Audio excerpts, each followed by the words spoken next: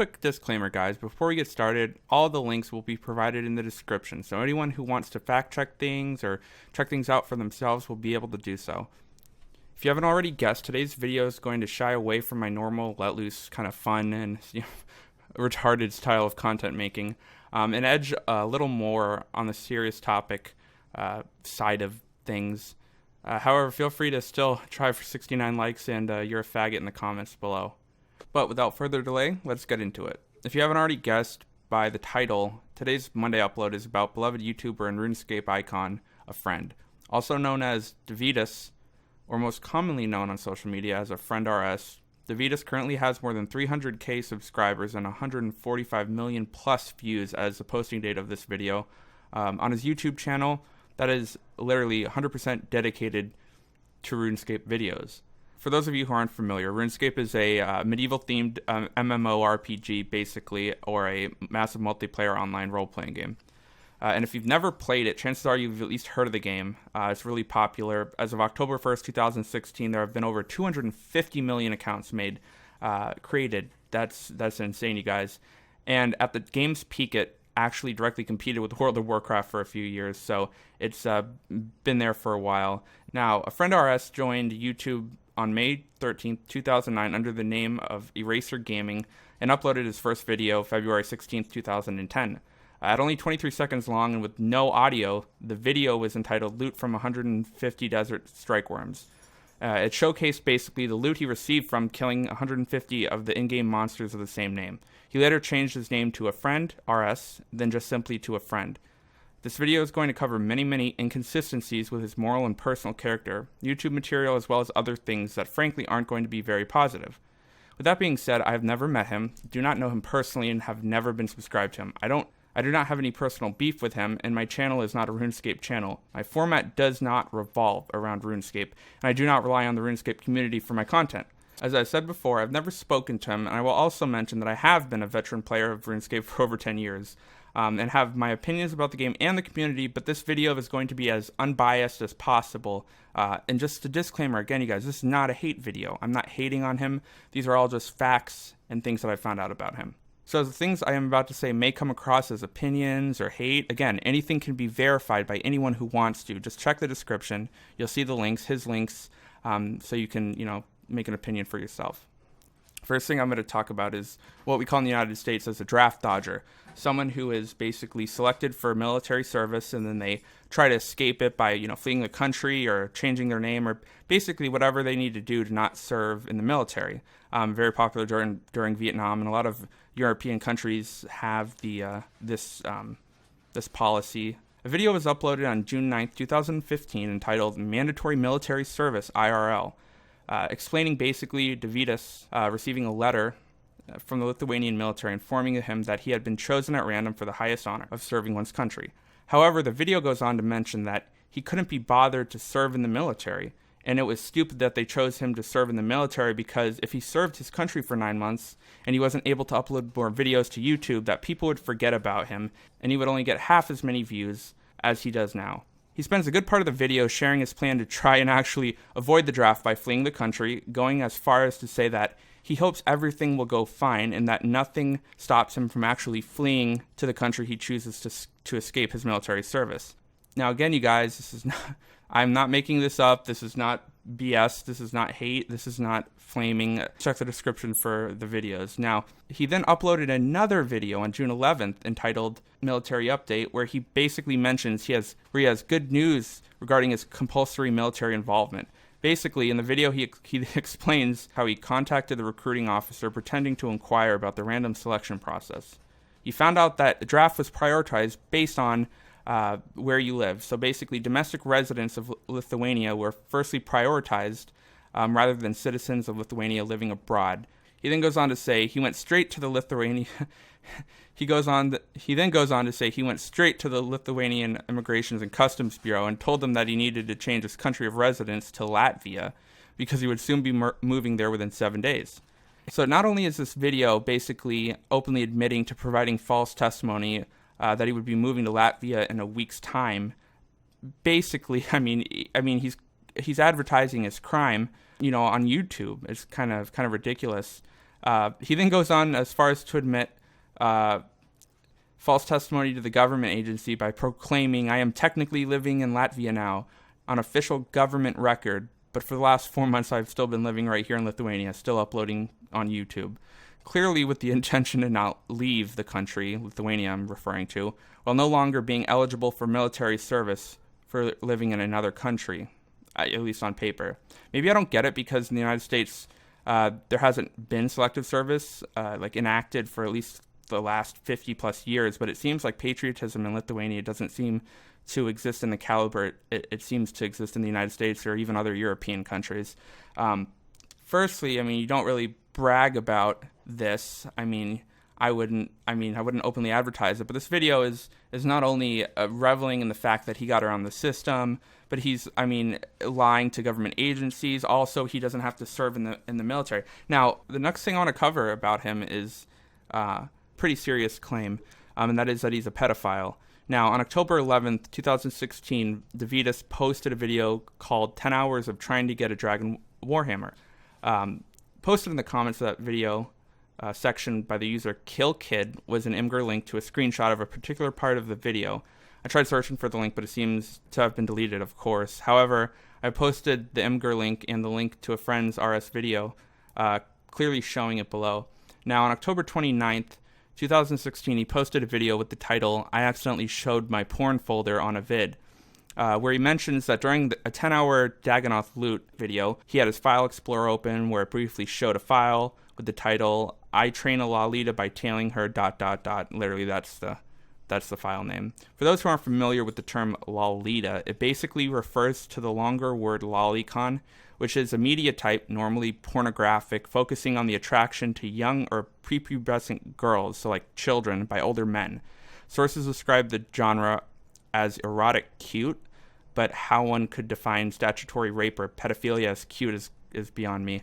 The term lolicon was coined by Vladimir Nabokov's book Lolita, in which a middle-aged man becomes sexually obsessed with a 12-year-old girl. Now, some of you may be asking, how is such an open sexual fixation to young girls with older men legal or socially acceptable? Well, the short answer is it's really not. Laws have been enacted in various countries, including in Japan, which regulate explicit content featuring children or childlike characters. However, really when it comes down to it, the loophole used by these sickos is that since lolicon is a type of cartoon drawing or manga, that it really isn't technically child pornography since real children are not being depicted. However, the video that was in the folder was revealed by Davidus to be of Japanese porn star Yui Sawatomi, who specializes in Lolita videos. Again, the loophole here is that even though the porn star in the film looks underage and acts underage in the scenario being filmed, since the porn star herself isn't actually underage, it isn't illegal. In this follow-up video to Kill Kid's revelation, he says that he accidentally showed his file and that because it was 10 hours of footage, he didn't bother to even watch any of his content before he threw it up on YouTube, which really shines light on the way he makes his videos as well as the quality of their content. He then goes on to justify it by saying, "Weird is good, and he doesn't want to watch generic porn where the format is basically repetitive and boring. Yeah, that'll hold up in court real nice." Next thing I want to take a look at is the accusations of him being a hacker. On September 14th, 2015, he uploaded a video entitled "Player Mod Status Removed Because of Last Vid," where he goes on to explain he lost his player moderator status on RuneScape due to what he said on a previous video entitled "Top 10 Fish to Loot," which is now, by the way, privated and unviewable, but I'll still provide you the link in the description. For everyone who doesn't know that in this sense, fishing doesn't mean training your skill to 99 or getting up bright and early to catch fish for dinner. Fishing with a PH is the activity of defrauding an online account holder of financial information by posing as a legitimate company. So, for example, you would get a fake email from the fraudulent party that would look completely legit, straight from straight from your bank or straight from RuneScape, successfully fooling you into giving this fake party your account information because the email usually asks for that. Then they go in and basically steal your items, steal your gold, and then sell it to other companies so they can make their profit. In this top 10 phishing video, he admittedly said that the negativity received from not only his subscriber base, but also Jagex, the company that owns RuneScape and effectively removed his player moderator status, was due to the comment he made in the video, which was, I don't want to be harmful to the line of business these guys are in, so I'm not going to tell you how to prevent yourselves from getting hacked or phished. I'm just going to move on with the video. This comment, Davidas said, made it seem like he was supporting the hackers and was turning his back on the role of player moderator, which is basically to help and protect the players of RuneScape. This sentiment in effect applied to his subscriber base as well, since his channel is almost entirely comprised of those very same RuneScape players. His defense was that he misworded it, or the way he put it was insensitive, basically.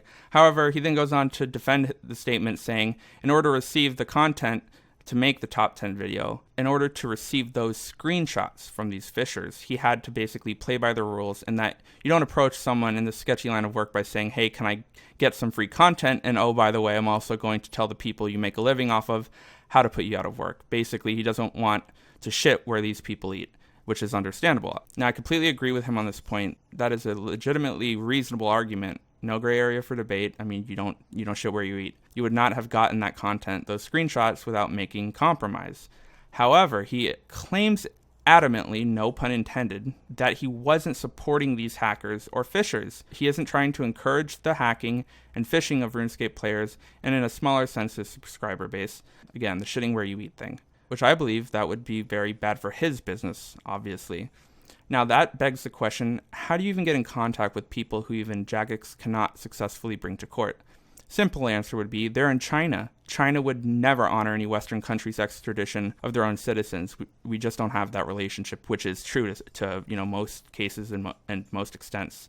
But let's just go along with this. Okay, let's say that in this case, Davidas suddenly learns how to speak Chinese and has the detective skills of professional sleuth. Because it isn't like these people who are doing the phishing are openly advertising it. They're definitely going to be secretive about their work. And that reason is because more than likely, RuneScape isn't the only game they're targeting or even the same market they're targeting. These people could be involved in larger, more lucrative phishing like bank information or credit cards.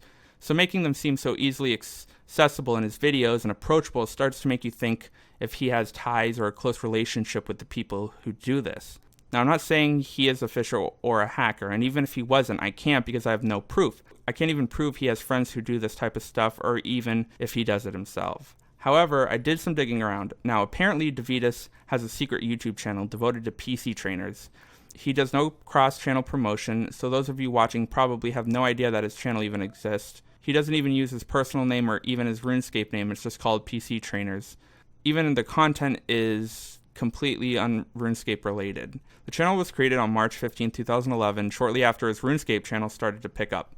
Again, those not familiar with the term, a PC trainer is a program that augments a running exe file, or for this instance, a game, providing external cheats to a game that doesn't have a cheat console already built in like a lot of games do. So basically, you open the PC trainer while the game is running, and it basically gives you things in the game. It seems a little too coincidental that he has such a blatant connection to this line of work, and he can easily attain communication with the types of people who run these phishing organizations. Honestly, these small hole-in-the-wall Yugoslavian countries like Latvia, Lithuania, and Serbia are beehives of activity for international banking fraud and phishing. So basically, take it as you will. I'm not sure why he's not advertising this other channel. I'm not sure why he wouldn't do that or openly advertise, the hacking and the cheating and of other games, but I assume it would be negative to his brand. Now, it's hard to say that you weren't supporting the hackers or the phishers or whatever, but his comments definitely seem sentimental to their plight. And his channel, obviously, devoted to PC trainers, also says that he dabbles in this kind of cheating and hacking. Next thing I wanted to talk about is the bad content he creates. Why do you think it's bad? Let me just explain here. At 10:36 a.m., on September the 27th, 2016, a friend RS posted from his Twitter that his new video length is only 8 minutes and 30 seconds long, and that he wasn't sure what else to do to record or make it 10 minutes more for extra YouTube money. For those of you who do not know, YouTube recently encouraged YouTubers to make longer videos for their channels. How do they do this? Basically by adding the option to add an additional paid advertisement for their videos, as long as the video had a length of at least 10 minutes long. Why? Well, basically because by doing this, YouTube can then go to third-party advertisers who basically advertise all the time on YouTube and say, hey, your ad will get more exposure now, giving those companies incentive to pump money back into YouTube's ad machine. This topic has been covered basically by every YouTuber out there, large and small, including PewDiePie making a video about it and referencing it. Why is this negative? Who cares? Well, DeVitas' tweet explains it all too well. A YouTuber who may have a great quality video with wonderful content, and after hours and hours spent on trimming, editing, adding all of the wonderful title screen effects, things like that, finds the video comes out to only being 8 minutes and 30 seconds long. Now, in order to get that extra advertisement in, that YouTuber now has to grab some scraps from the garbage bin. He's just spent hours and hours trimming away from the video to now make it longer, including the poor quality parts of the video that otherwise wouldn't be in there or left out. Now, the tweet seems to be humorous or ironic when read. However, I went ahead and checked his channel for videos posted on September 27, 2016, and sure enough, the video titled 100% Double Looting Thieving Test was 10 minutes and 14 seconds long. So whether or not he was actually being satirical isn't the point. We now know what video his tweet was in reference to. Usually this isn't a problem if the content is good, right? Unfortunately, DeVitas still sticks with his original format of 1,000 drops of this or 10 hours of this, and a lot of his subscribers who enjoy his other videos, such as his progress series, where he makes a new account, basically a new RuneScape account, trains it, seems to have been lacking as of late. And, you know, this just isn't me. I got this information because I saw people talking about it in the comments. He definitely seems to be favoring the videos where he's already playing the game, so he might as well record it, right? Fast forwarding 10 hours into a video just over 10 minutes long and not editing it or reviewing it before grabbing it out of the garbage and uploading it to YouTube. And if we're being fair, the content coming from his channel was at least reviewed before being uploaded. His pedophilia kink would still be a secret.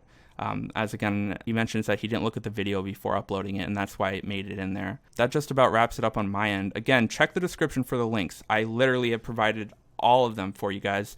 Now, I'm not one just to, say all these things, provide all this evidence, and not give the other person a chance to talk about it. But by all means, if DeVitas has something to say about all these things, go ahead. I'd like to hear what excuses he has for him. And if he doesn't have any excuses or, doesn't have anything to say about it, that just says how much all these things really speak the truth. Make sure to like and subscribe, boys.